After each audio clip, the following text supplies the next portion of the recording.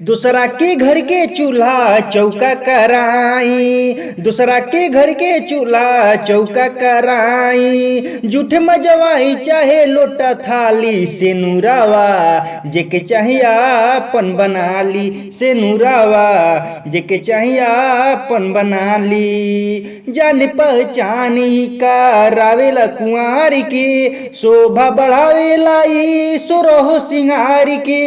जान पहचानी का रावेला कुंवार के, शोभा बढ़ावेला ई सुरहो सिंगार के। सौखो सिंगार कबो होई ना पूरा, सौखो सिंगार कबो होई ना पूरा।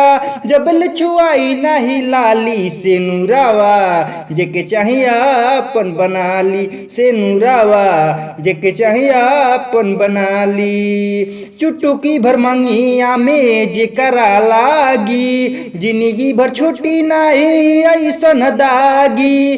चुटुकी भर मंगिया में जे करा लागी, जिंदगी भर छुट्टी नहीं ऐसन दागी। एकरा से जुड़ी जला जिंदगी के नाता, एकरा से जुड़ी जला जिंदगी के नाता।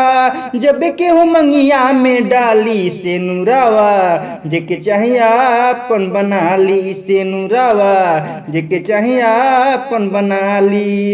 इहे से नूरावा बाप माई छोड़ावे, नैहरा ससुर के रिश्ता बनावे। इहे से नूरावा बाप माई छोड़ावे, नैहरा ससुर के रिश्ता बनावे। लिखले धनंजय धाकड़ से नूरा के रीति, लिखले धनंजय धाकड़ से नूरा के नीति। अखिया के कजरा दुल्हा के काली से नूरावा, जेके चाहिए अपन बना ली से नूरावा, जेके चाहिए अपन बना ली।